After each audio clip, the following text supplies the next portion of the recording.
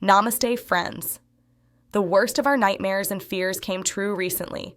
Our fellow Hindu brothers and sisters were murdered in South Kashmir. We cannot continue to play dumb or make excuses for radical Muslims. There is no excuse you can come up with for these horrible crimes against humanity. As an American, I am not shocked, but I am broken to see the news. The most horrifying acts are being repeated again and again in Israel, Bengal, Bangladesh, America, all of Europe, etc., because we have not learned our lesson. That we cannot trust these people no matter what. Not only that, but we cannot defend ourselves either.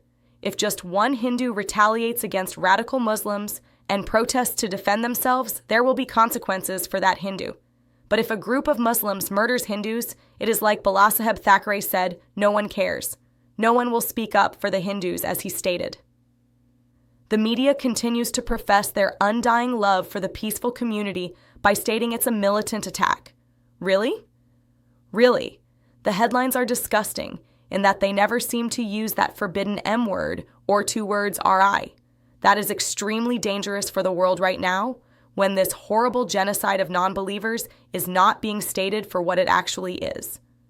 When Hindus defend themselves, they say it is a far right-wing Islamophobic attack that is against all human rights. But we have to ask ourselves what it is going to take for us Hindus to stand together and stop being so divided. Is it worth the destruction of our identity that we continue this division? Because ultimately, this is a point in which radical Muslims take advantage of Christians and other faith-based groups. The more we are united, the less they can do to Hindus. We have the power to stop this if we just realize what it takes.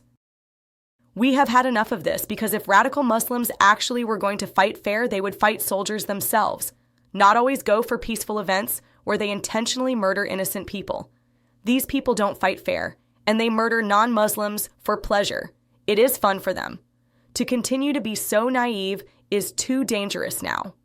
Hindus need to turn off the TV and forget everything about what the media is saying about them.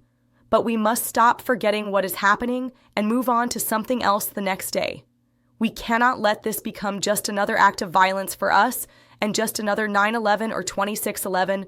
No, this is a wake-up call. It must always be in the spotlight, as we cannot let this same cycle repeat again and again. We must realize that this system is not working and make a change. How many more Hindus have to die until we realize that? We know that the peaceful community works for the media anyway, because they are already so embedded in every society, including social media. They will never have any love for Hindus, because we are a target for them and will always be. They are only after the goal they very much want to reach, and they don't care how many people they have to hurt or murder until they reach their goal. So how do we stop this? We boycott. Stop buying halal, stop your business with them, run them dry, and be careful who you chose to do business with, because you don't know where your money is going. Get into awareness of these things. Learn what companies are owned by questionable folks. I have seen restaurants here in America with the Hindu name and being owners from the peaceful community, so you definitely know where their food is coming from. I have seen restaurants with Hindu deities in them, but only giving halal vegetarian food. This is why it is so important to ask. This is one way you can stop contributing to the future plans they have for us non-believers. Let's become aware by doing our own investigation and also by breathing Dharma. See you soon. Do you think Islam is at war with the West? I think Islam hates us. There's something there that there's a tremendous hatred there. There's a tremendous hatred. We have to get to the bottom of it.